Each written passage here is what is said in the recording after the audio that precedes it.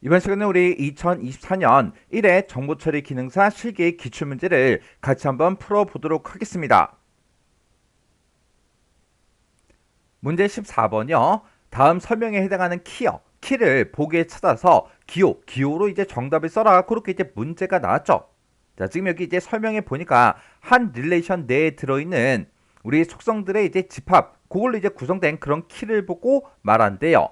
그리고 릴레이션을 이제 구성하는 모든 투플들 중에서 이 속성의 집합과 동일한 값은 나타나지 않는데요.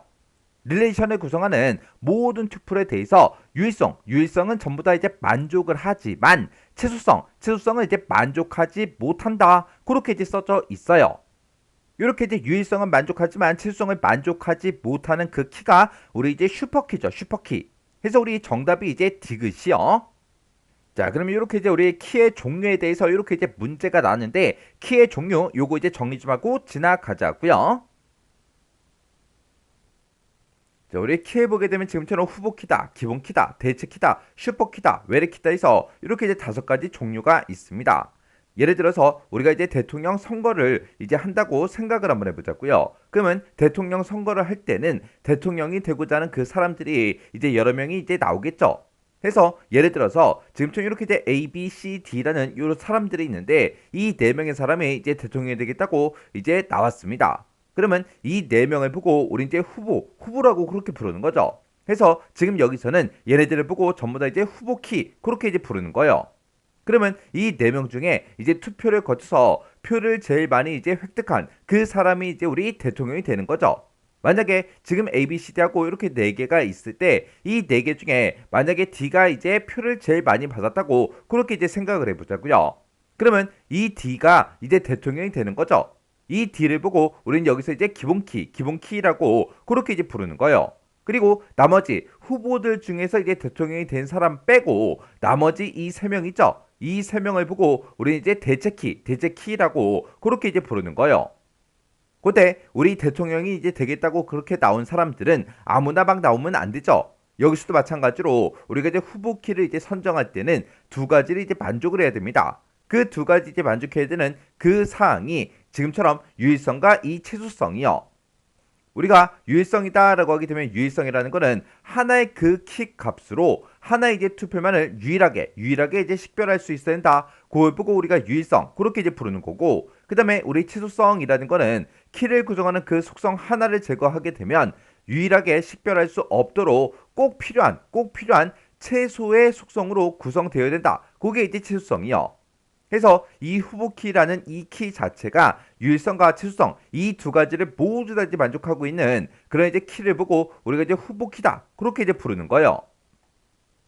그러면 우리가 이 후보키라는 거를 가지고 그때 기본키도 이제 생성이 되는 거고 우리 대체키도 이제 생성이 되는 거죠.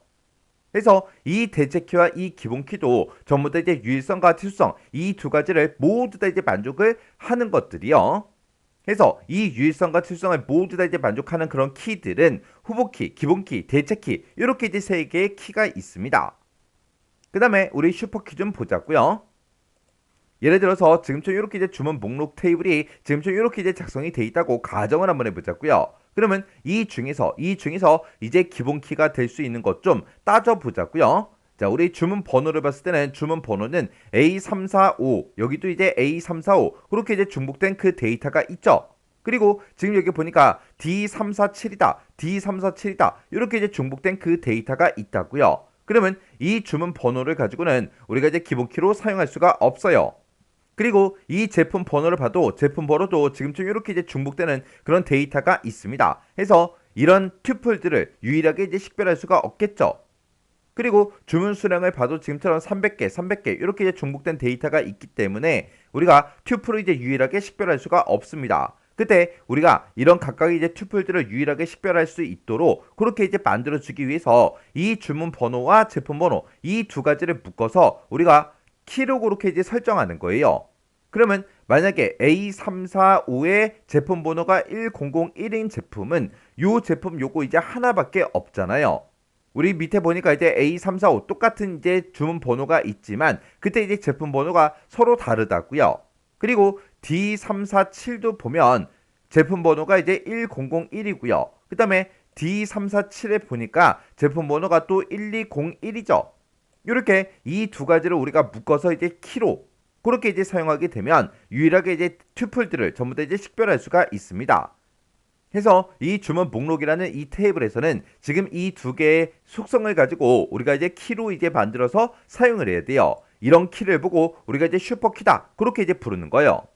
그래서 이 슈퍼키라는 거는 한 릴레이션에 한 테이블에 들어있는 그 속성들의 집합으로 그렇게 이제 구성된 그런 키를 보고 우리가 이제 슈퍼키 그렇게 이제 부르는 거예요. 그 다음에 이제 우리 외래키 좀 보자고요. 자, 우리 외래키라는 거는 지금처럼 이렇게 이제 예를 들어서 우리 고객 테이블이 있고 주문 테이블이 이렇게 있습니다. 우리 고객 테이블에서는 고객 번호와 주소 요 두 가지를 가지고 있는데 그때 이 고객 번호가 지금처럼 이렇게 이제 기본키로 그렇게 이제 설정이 돼 있어요. 그리고 우리 주문 테이블에 보니까 주문 번호하고 고객 번호하고 요 두 가지 필드로 그렇게 구성이 돼 있는데 그때 이 주문 번호가 주문 테이블에서는 기본키로 이렇게 이제 사용이 되고 있습니다.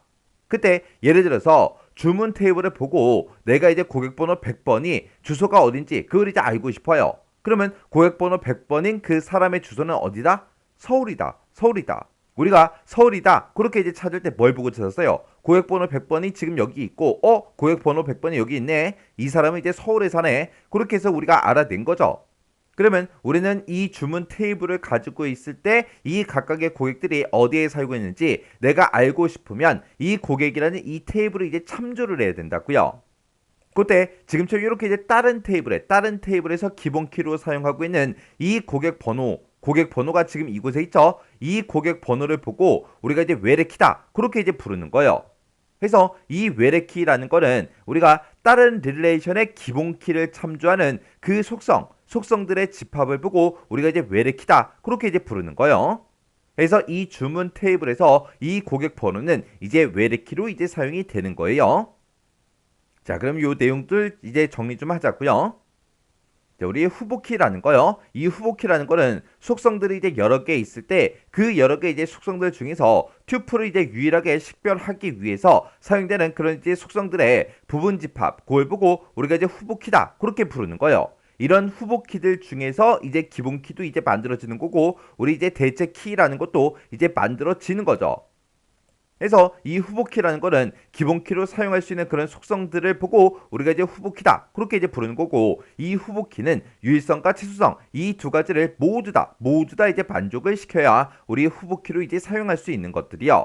그 다음에 우리 기본키라는 거는 후보키들 중에서 특별하게 이제 선정된 그 주키를 우리가 이제 기본키다 그렇게 이제 부르는 건데 이 기본키는 중복된 그런 값을 이제 절대로 이제 가져서는 안 되고요. 그리고 얘는 한 릴레이션에서 특정 튜플을 유일하게 이제 구별할 수 있는 그런 이제 속성을 보고 우리가 이제 기본키다 그렇게 이제 부르는 거고 그리고 이 기본키는 널 값을 이제 가질 수가 없습니다.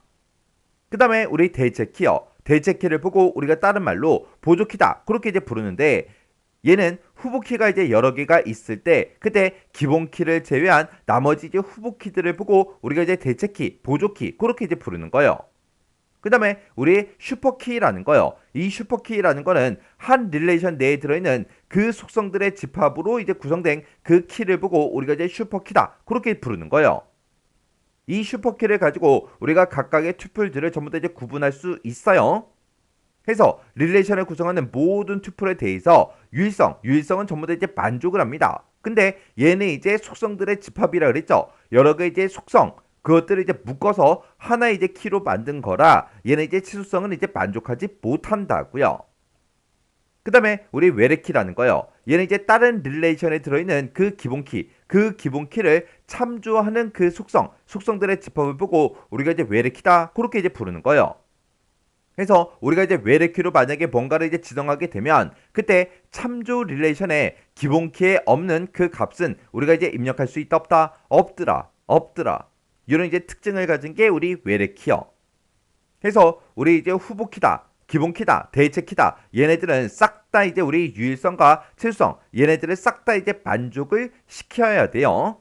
근데 이 슈퍼키라는 이 아이는 모든 튜플에 대해서 유일성은 전부 다 이제 만족을 하지만 치수성은 만족한다 못한다 만족하지 못하더라.